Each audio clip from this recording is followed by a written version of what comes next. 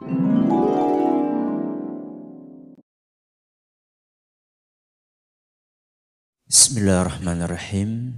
Assalamualaikum warahmatullahi wabarakatuh.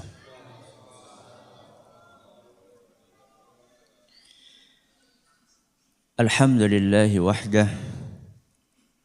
Wassalatu wassalamu ala man la nabiyya ba'dah. Wa ala alihi wa sahbihi wa man ittaba'a hudah. Ila yaumil qiyamah amma ba'd. Kita panjatkan puja dan puji syukur kehadirat Allah Tabaraka wa Ta'ala. Pada kesempatan malam yang berbahagia kali ini, kita kembali diberi kekuatan, kesehatan, hidayah serta taufik dari Allah Jalla wa Ala. Sehingga kita bisa kembali menghadiri kajian rutin tafsir kita ini di Masjid Agung Darussalam Purbalingga. Kita berharap semoga Allah Tabaraka wa Ta'ala berkenan untuk melimpahkan kepada kita semuanya ilmu yang bermanfaat sehingga bisa kita amalkan sebagai bekal untuk menghadap kepada Allah Jalla wa Ala.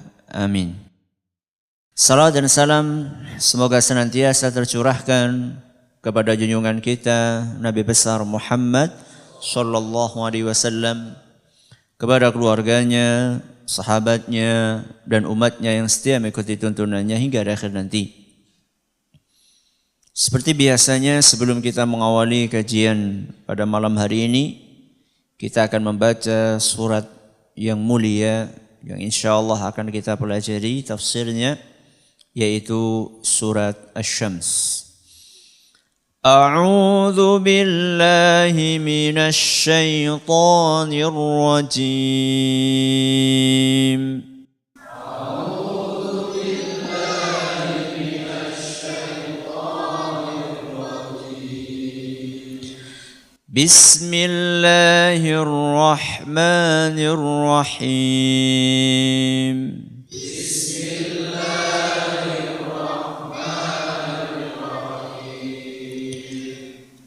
والشمس وضحاها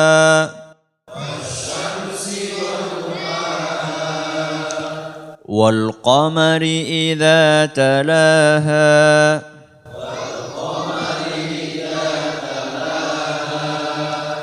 والنهار إذا جلاها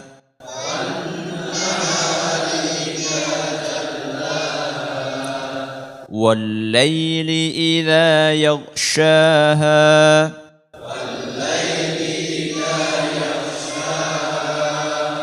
والسماء وما بناها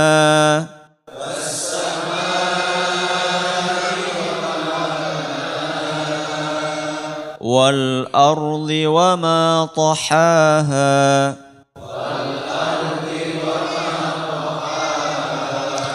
ونفس وما سواها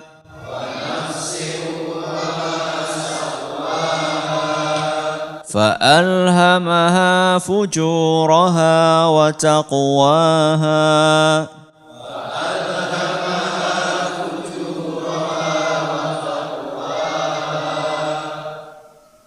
Huruf lam itu bukan huruf qalqalah.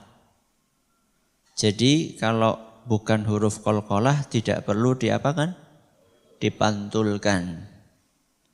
Contoh yang keliru, fa'al. Apa? Fa'alhamaha. Yang betul apa? Fa'al. Ditahan. Ya. Karena huruf qalqalah ada berapa? 5. Apa itu? Baju di toko. Ba, jim, dal, to, qaf. Ada enggak huruf lam? Enggak ada. Maka tidak perlu diqalqalahkan. Seperti alhamdulillah. Apa? Alham. Yang betul bagaimana? Alham. Ya, tidak perlu dipantulkan. Kita ulangi. فألهمها فجورها وتقواها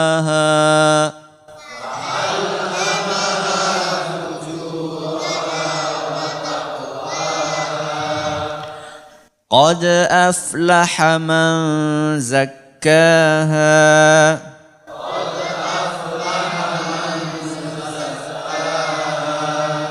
وقد خاب من دساها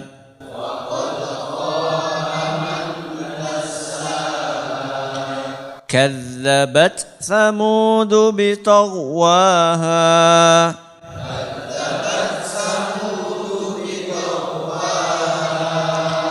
إذ انبعث أشقاها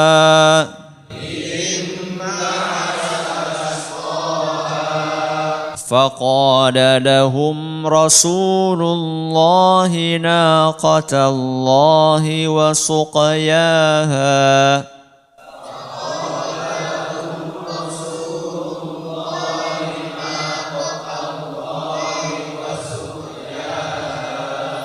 فكذبوه فعقروها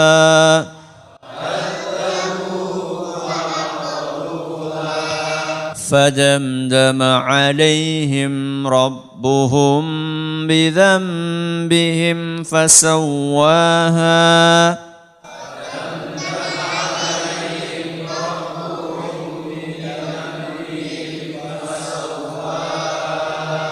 ولا يخاف عقباها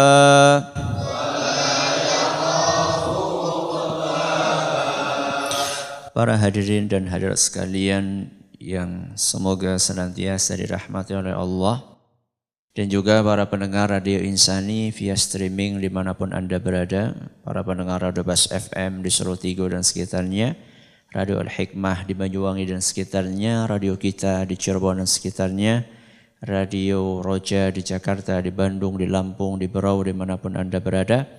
Juga para pemirsa Yufid TV dan Roja TV yang semoga senantiasa dirahmati oleh Allah Azza wa Jalla.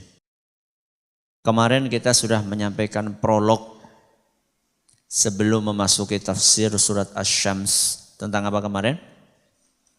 Tentang jas merah.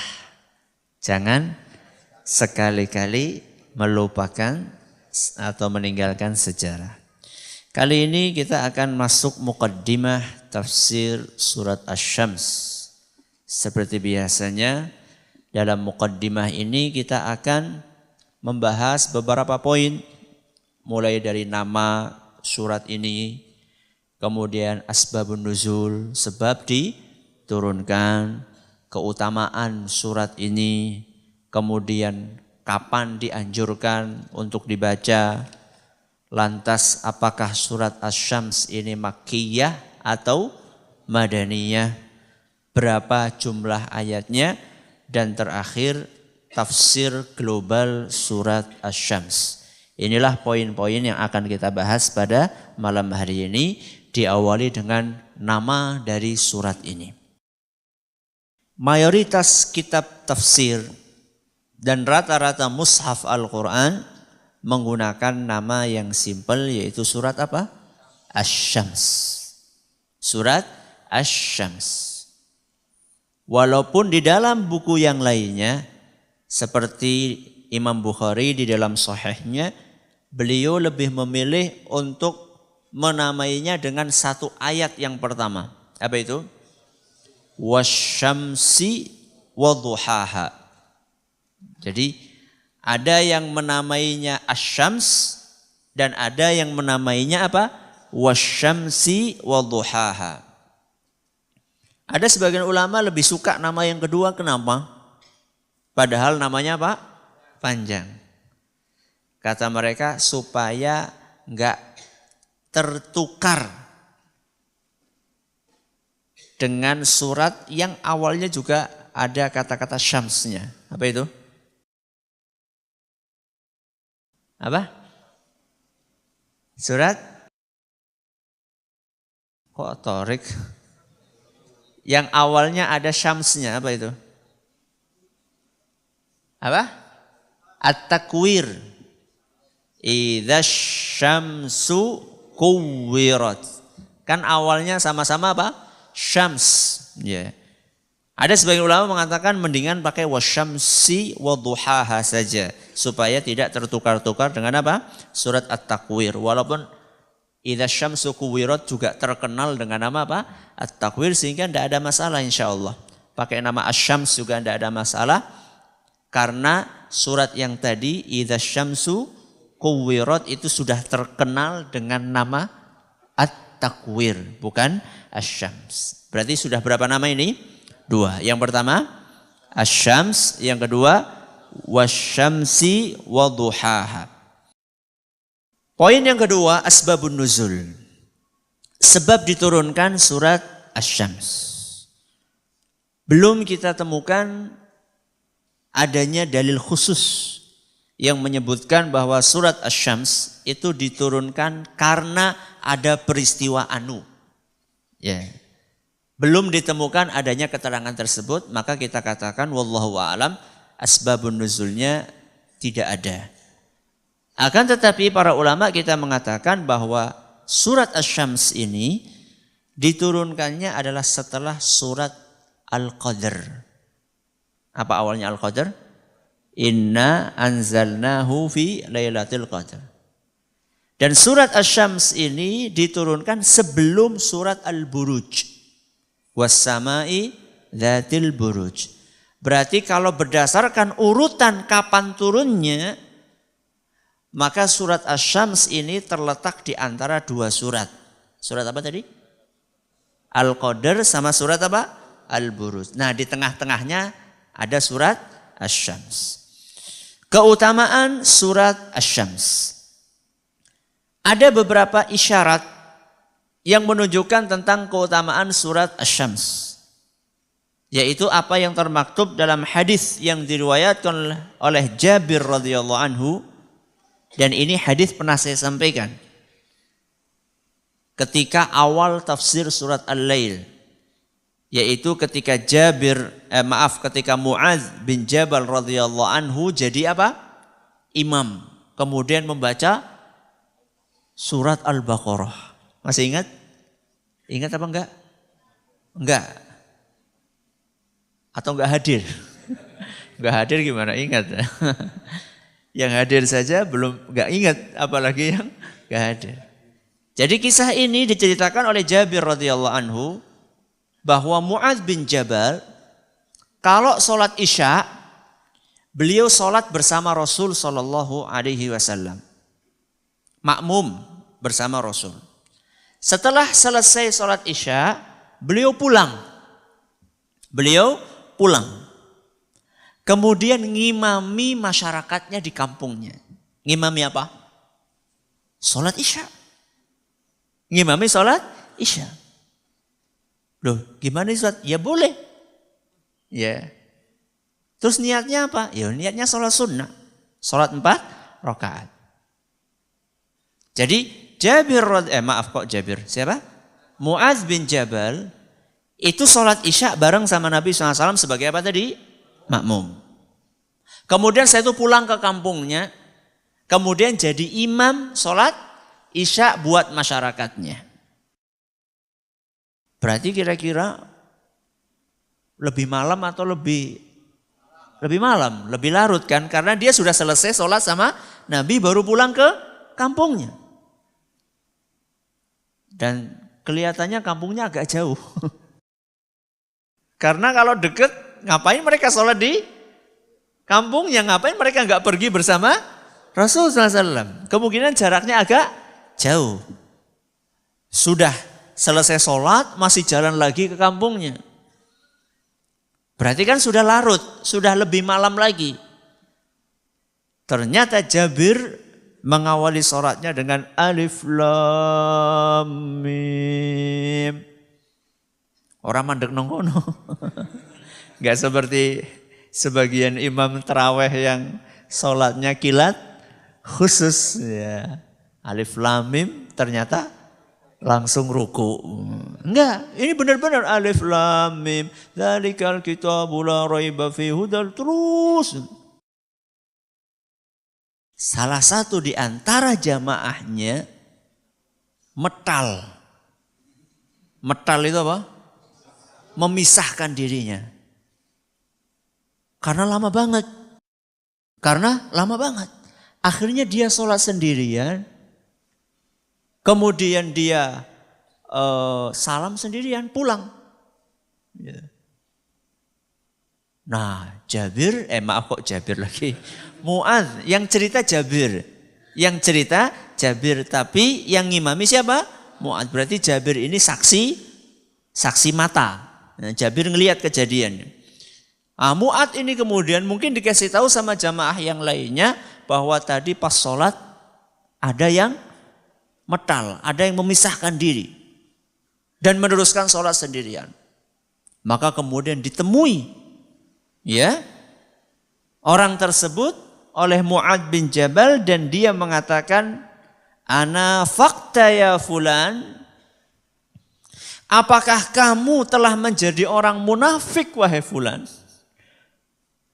Kok bisa-bisanya kamu memisahkan diri dari jamaah? Yang lainnya pada sholat sampai selesai. Kenapa kamu memisahkan diri sholat sendirian? Salam sendirian terus pergi. Maka kemudian orang yang ditanyai oleh Mu'adz tadi, apakah kamu munafik? Dia mengatakan, enggak, saya bukan orang munafik. Wallahi la'atiyanna Rasulullah sallallahu alaihi wasallam fala ukhbirannahu. Demi Allah, kata orang tadi. Orang siapa? Yang memisahkan diri. Demi Allah, saya akan datang kepada Rasul SAW dan saya akan laporkan apa yang kamu lakukan dan apa yang kamu ucapkan kepadaku kepada beliau. Maka kemudian dia datang kepada Rasul sallallahu alaihi wasallam. Mu'adz kira-kira ikut enggak? Ya ikut. Masa enggak ikut? Ya, ikut. Mu'adznya ikut, makmumnya ikut. Maka lalu makmumnya ini laporan kepada Nabi sallallahu alaihi wasallam. Menjelaskan alasannya. Kenapa dia ketika Mu'adz sholat dia memisahkan diri, alasannya apa? Dan ini perlu dijelaskan ketika kita tertuduh melakukan sesuatu atau memiliki sifat sesuatu yang negatif, sedangkan kita tidak memiliki itu, kita terlepas dari hal yang negatif tersebut, maka dijelaskan. Karena orang lain tidak tahu isi hati kita. Sahabat ini lahiriahnya melakukan sesuatu yang keliru apa benar? Keliru karena memisahkan diri. Ya. Sahabat ini lahiriahnya melakukan sesuatu yang keliru tapi dia punya alasan. Alasan ini disampaikan supaya tuduhan tadi bisa dihindarkan, bisa dikelirkan tuduhannya. Maka kemudian dia berkata, ya Rasulullah, wahai Rasul, inna ashabuna wadhiha na'malu bin nahari. Wahai Rasul, kami ini kerjaannya adalah nyirami kebun. Ya. Dan jangan digambarkan, dibayangkan pakai apa? Pakai diesel. Belum ada diesel saat itu. Berarti yang mereka lakukan apa? Nimba, iya kalau kebunnya 3x3. Ini kalau kebunnya 1 hektar, berarti dia nimba, ngusung, nyirami. Di siang hari kami ini capek wahai Rasul. Wa inna Mu'adzan shalla ma'akal isya thumma ata faftataha bi suratil Baqarah. Nah Mu'adz ini wahai Rasul sudah sholat bareng engkau. Setelah sholat bareng engkau baru apa? Pulang. Berarti kan sudah larut. Tahu-tahu suratannya baca surat Al-Baqarah. Itu alasannya si tukang apa tadi? tukang nyirami tanduran tadi. Begitu mendengar keterangan yang disampaikan oleh makmum tadi, kira-kira yang ditegur sama Rasul SAW siapa? Mu'adz atau makmumnya? Mu'adz yang ditegur oleh Nabi SAW. Maka Nabi SAW berkata kepada Mu'adz, ya Mu'adz, wahai Mu'adz, afattanun anta? Apa kamu pengen bikin fitnah wahai Mu'adz? Fitnah itu maksudnya bikin keributan, bikin huru-hara, bikin keresahan. Itu kira-kira makna fitnah. Jadi bukan fitnah lebih kejam daripada apa? Pembunuhan. Bukan itu maksudnya. Apakah kamu pengen bikin ribut wahai Mu'adz? Iqra' bikadza waqra' bikadza. Kalau kamu ngimami ini cukup baca surat anu dan surat anu. Nabi SAW menyebutkan alternatif suratan yang kira-kira masuk akal ketika ada kondisi makmum seperti tukang apa tadi? Siram tadi. Hadis riwayat Bukhari dan Muslim. Nah, surat yang direkomendasikan oleh Nabi SAW ternyata surat apa? Salah satunya adalah surat Asy-Syams. Falau shallaita bisabbihisma rabbikal a'la wasyamsi wadduhaha wallaili idza yaghsha. Wahai Mu'adz, lebih baik kamu itu sholat ngimami pakai sabbihisma rabbikal a'la wasyamsi wadduhaha wallaili idza yaghsha. 3 contoh surat yang kira-kira ideal untuk dibaca di sholat apa? Isya. Surat apa tadi? Al-A'la, Asy-Syams, Al-Lail. Itu idealnya seperti itu. Jadi kalau ada imam sholat isya bacanya suratan tadi itu dan yang serupa berarti yang kira-kira panjangnya segitu. Itu panjang apa pendek? Ya tergantung langgarnya. Kalau di sebagian langgar suwe temen. Padahal itu sudah ada diskon yang sangat jauh dari surat Al-Baqarah. Kemudian Nabi SAW kasih alasan. Fa innahu yusalli wara'akal kabiru. Mu'adz, yang sholat di belakangmu itu ada yang sudah tua, mbah-mbah, yang sudah nafasnya 1, 2, ya. Kemudian mau bangkit saja susah, apa? Beyek, ya, encok, ya. Al-kabiru wad-dhaifu, dan ada yang lemah. Mungkin karena sakit, ya. Mungkin karena fisiknya ada gangguan, wadzul hajah, dan ada orang yang punya keperluan. Apalagi yang biasa ngimami di masjid yang letaknya di pinggir jalan raya. Ini harus lebih memperhatikan lagi kondisi makmumnya. Ini mau mampir saja sudah alhamdulillah. Apalagi kadang-kadang dia naik travel. Naik apa travel? Dari penumpang travel 15 orang yang sholat berapa orang? Sopirnya sholat? Gak tahu. Ada yang sholat, ada yang tidak. Ya katakanlah dari 15 orang, 3 orang sholat. Berarti kan dia dalam posisi apa ya? Dalam posisi kejepit dalam tanda kutip ya. Padahal sebenarnya tidak kan. Yang 12 nunggu. Yang 12 nunggu di mana? Di mobil. Yang 3 ini sholat. Dia adalah sholat dalam keadaan ya agak gimana gitu. Ditunggui sama orang semobil. Tahu-tahu imamnya baca apa? Al-Baqarah. Ya. Maka perlu diperhatikan. Jadi berdasarkan hadis ini Rasulullah SAW menganjurkan atau surat Asy-Syams ini punya keistimewaan sebagai sebuah surat yang dianjurkan untuk dibaca oleh Rasulullah SAW sebagai salah satu alternatif di dalam surat apa tadi? Isya. Yeah. Walaupun tidak mesti harus surat itu. Nabi SAW juga pernah ketika isyaan membaca surat Wattini Wazzaitun. Pernah. Sebagaimana disebutkan dalam hadis riwayat Bukhari dan Muslim. Milih mana? Ya dua-duanya.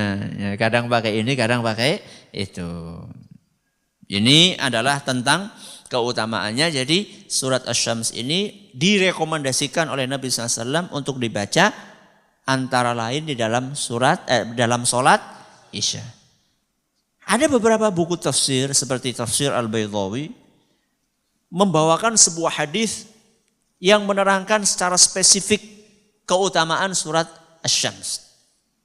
Yaitu hadis yang berbunyi, man qara'a surata wasyamsi, barang siapa yang membaca surat wasyamsi, faka'annama tasaddaqa bikulli syai'in tala'at alaihi syamsu wal qamar. Barang siapa yang membaca surat wasyamsi, maka seperti bersedekah dengan segala sesuatu yang terkena sinarnya matahari dan sinarnya bulan.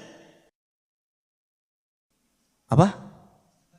Barang siapa membaca surat Wasyamsi, maka mendapatkan pahala seperti orang yang bersedekah segala sesuatu yang terkena sinarnya matahari dan sinarnya bulan.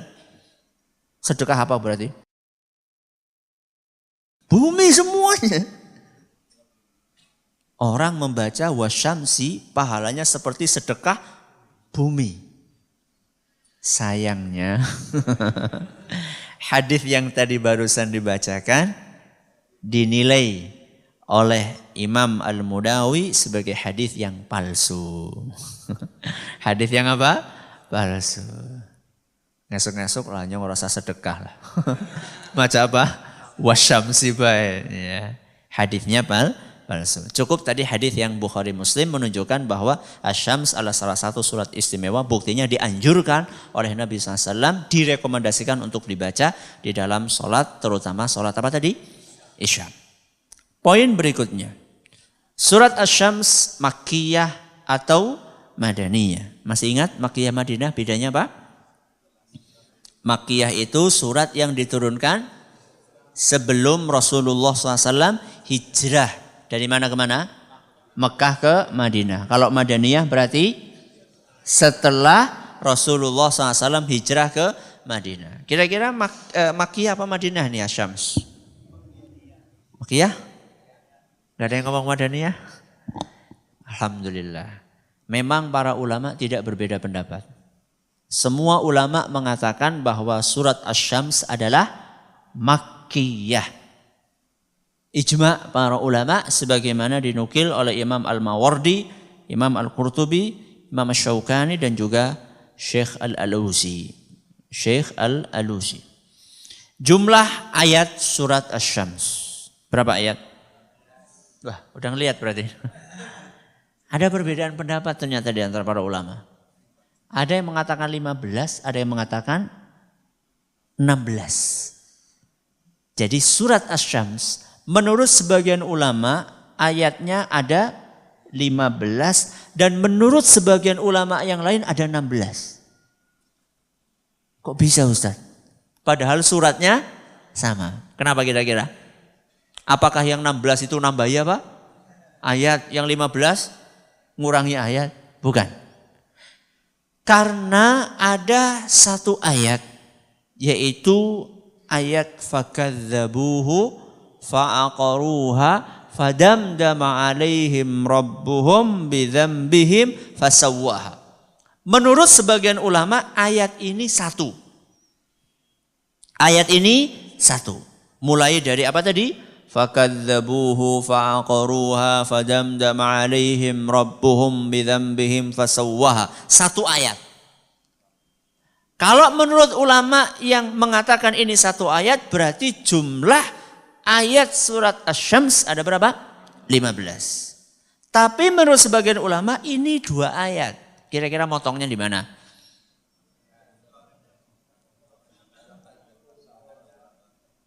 Fakallabuhu fa'aqaruha.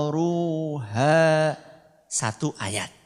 Terus fadamdama alaihim rabbuhum bidzambihim fasawwaha. Ayat yang kedua. Satu ayat yang menurut ulama sebelumnya dijadikan satu, menurut ulama yang ini dijadikan dua. Makanya menurut mereka ada berapa ayat? 16 ayat. Tapi kalau kita lihat di mushaf Al-Quran kita, tertulisnya berapa? 15 ayat. Yang terakhir, surat Asy-Syams ini apa isinya? Secara global isinya ada 3. Ada berapa? Ada 3. Yang pertama, penjelasan tentang makhluk istimewa Allah. Apa yang pertama? Penjelasan tentang makhluk ciptaan Allah yang istimewa. Ada berapa makhluk di situ? Hitung jajal. Ada 7. Ada apa? 7. Kita awali dari yang makhluk pertama. Wasyamsi wadduhaha. Apa ini? Matahari. Wal qamari idza talaha. Apa? Bulan. Wan nahari idza jallaha. Siang. Wal laili idza yaghshaha. Kebalikannya, malam. Terus apa? Was samai wa ma banaha. Langit. Terus wal ardi wa ma tahaha. Bumi. Sudah berapa ini? 6. Yang ketujuh, wa nafsiu wa ma sawwaha. Apa itu? Jiwa. Jiwa yang ada di dalam diri kita. Ini semualah makhluk-makhluk yang istimewa. Makanya oleh Allah Subhanahu wa taala dijadikan sebagai media sumpah karena istimewa. Yang perlu kita perhatikan bukan hanya yang di luar. Ternyata setelah menyebutkan 6 makhluk di luar, Allah tidak melupakan makhluk yang terdekat dengan kita, yaitu apa? Jiwa kita sendiri. Ada berapa ini? Ada 7. Dan 7 makhluk ini menunjukkan kebesaran Allah Subhanahu wa taala dan keesaannya. Nanti kita akan jelaskan insya Allah secara detail ketika kita masuk satu persatu dari makhluk itu insya Allah. Ini poin yang pertama, penjelasan tentang makhluk istimewa ciptaan Allah. Poin yang kedua, motivasi untuk beramal. Motivasi untuk beramal dan peringatan dari maksiat. Apa? Motivasi untuk beramal dan peringatan dari maksiat. Dari mana kita ambil poin ini? Dari ayat yang ke-9 dan 10. Hafal?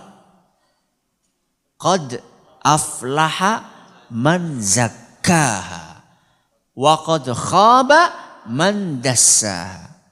Telah beruntung orang-orang yang mensucikan jiwanya. Dengan apa? Beramal. Wa qad khaba man dassaha. Wa qad khaba man dassaha. Dan telah rugi orang yang mengotori jiwanya. Dengan apa? Maksiat. Jadi jiwa itu ada yang mensucikan dan ada yang mengotori. Yang mensucikan adalah yang rajin beramal. Dan yang mengotori adalah yang berbuat maksiat. Ini yang kedua. Kita ulang yang pertama apa tadi? Penjelasan tentang makhluk-makhluk istimewa ciptaan Allah. Yang kedua, motivasi beramal dan peringatan dari maksiat. Yang ketiga, dan inilah ayat ke-11 sampai ayat yang terakhir. Ancaman bagi kaum musyrikin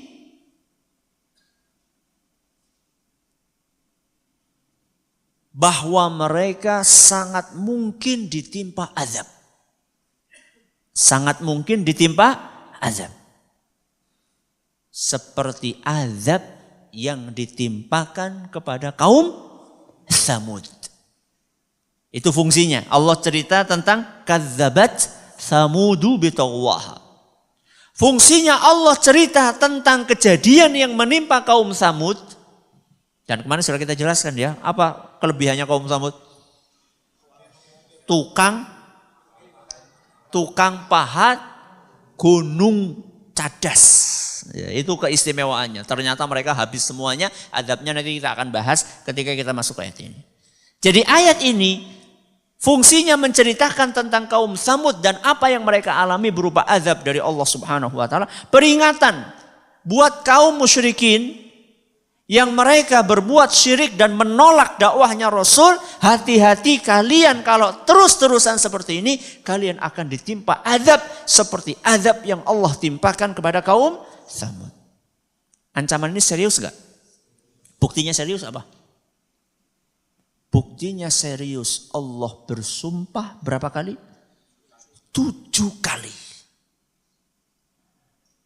Mulai dari wasyamsi wadduhaha, wal qamari idza talaha, wan nahari idza jallaha, wal laili idza yaghsha, was samai wama banaha, wal ardi wama tahaha, wa nafsi wama sawwaha. Demi matahari, demi bulan, demi siang, demi malam, demi langit, demi bumi, demi jiwa. 7 kali Allah sumpah untuk menegaskan bahwa ancaman itu tidak main-main. Kira-kira kalau Allah nggak sumpah kita percaya nggak? Allah nggak pakai sumpah menyampaikan sesuatu, Allah menyampaikan sesuatu nggak pakai sumpah. Percaya? Kenapa percaya? Karena Allah nggak mungkin bohong. Lah ini sudah Allah nggak pakai sumpah kita akan percaya. Allah sumpah berapa kali? 7 kali. Maka ini sesuatu yang sangat serius. Ini kajian kita pada malam hari ini. Silakan, kalau ada yang mau tanya masih ada 6 menit silakan. Boleh atau tidak membaca kitab agama lain? Mungkin kitabnya orang Nasrani, Injil gitu ya. Tergantung tujuannya apa. Tergantung tujuannya apa. 1. Yang kedua, kondisi orang yang membaca. Pertama apa? Tujuannya apa? Yang kedua, kondisi orang yang membaca. Saya awali dari kondisi terlebih dahulu. Orang yang membaca ini kondisinya bagaimana? Apakah dia punya basic, punya pondasi yang kuat atau tidak? Kalau misalnya dia punya pondasi yang kuat, basicnya bagus, pemahaman dia tentang agama Islam bagus, maka tidak apa-apa dengan syarat yang kedua, nanti saya akan jelaskan. Yaitu maksudnya membaca apa. Kalau kondisinya basicnya nggak kuat, Al-Quran jarang baca. Ya. Apalagi mengkaji isinya, bacanya aja jarang apalagi mengkaji isinya. Basicnya lemah, pondasinya rapuh, pemahaman akidahnya kurang, maka tidak boleh. Kalau basicnya kuat, maka ada syarat berikutnya. Apa tadi? Tujuannya apa? Kalau sekedar tujuannya untuk ya buat hiburan Ustaz, nggak perlu, nggak perlu. Tapi kalau tujuannya adalah ingin meluruskan sesuatu yang menyimpang. Dia membaca ini untuk berdiskusi dengan seseorang yang dia inginkan bisa diajak masuk ke dalam Islam. Ini namanya kristologi. Apa namanya? Kristologi. Ya, mempelajari agama lain, terutama agama Nasrani, untuk meluruskan sesuatu yang perlu diluruskan. Untuk berdiskusi dengan orang-orang yang mencari kebenaran. Dalam kondisi seperti itu, kalau dia punya apa tadi? Basic yang kuat, akidah yang mumpuni, dan dia punya tujuan yang baik seperti itu, maka tidak apa-apa. Jadi jawabannya bisa boleh, bisa tidak. Tergantung 2 poin yang tadi saya sampaikan. Ada yang lain? Sampai sekarang Radio Insan ini belum siaran-siaran. Saya juga kehilangan, Pak. Pertama perlu saya sampaikan, Radio Insani itu tetap siaran. Tetap siaran. Makanya kan selalu saya sapa. Cuman via streaming. Streaming itu maksudnya pakai internet. Jadi harus punya koneksi internet. Yang tidak dilakukan Radio Insani saat ini adalah siaran lewat gelombang. Lewat gelombang udara. Itu yang sementara ini kita hentikan. Karena ada kendala teknis. Maka mohon doanya. Mudah-mudahan yang punya kebijakan itu hatinya dibuka sama Allah Subhanahu wa ta'ala. Ya. Jadi enggak cukup satu orang berdoa, semuanya berdoa. Ya. Saya enggak tahu, mungkin saja panjenengan doanya yang dikabulkan, diijabah sama Allah. Jadi enggak jaminan kalau Ustadz ndonga gue mesti apa? Dikabulkan. Panjenengan. Ya, ikut berdoa, kita berdoa semaksimal mungkin. Dan saya juga terus berdoa, panjenengan terus berdoa, kita berdoa kepada Allah semoga pihak-pihak yang memang punya kebijakan itu hatinya dibuka oleh Allah Subhanahu wa ta'ala sehingga kita bisa siaran kembali. Alhamdulillah segala apapun persyaratan yang diminta, alhamdulillah kita berusaha untuk kita penuhi semua. Yang penting tidak melanggar sesuatu yang bersifat agama, tidak melanggar syariat. Ya, kita pengen radio ini bersih. Radio dakwah dan semuanya, bukan cuma radio dakwah. Kita pengen perjalanan kita bersih. Tidak pakai tipu-tipu. Tidak pakai suap-suap, ya. Kita pengen apa? Lurus, dan itu kan yang dislogankan. Itu kan yang digembor-gemborkan, ya. Selama ini. Ya, intinya mohon doanya. Ya mudah-mudahan mungkin Januari, mungkin Februari, mungkin. Ya, wallahu a'lam. Banyak-banyak berdoa. Ini yang dapat kami sampaikan. Terima kasih atas perhatiannya, mengutas segala kurangnya. Jangan lupa nanti panjenengan akan dapat leaflet ini. Terima kasih. Wallahu ta'ala a'la wa a'lam. Kita tutup dengan membaca Subhanakallahumma bihamdika asyhadu an la ilaha illa anta astaghfiruka wa atubu ilaik. Assalamualaikum warahmatullahi wabarakatuh. Jangan lupa untuk subscribe dan share bila kajian ini dirasa bermanfaat.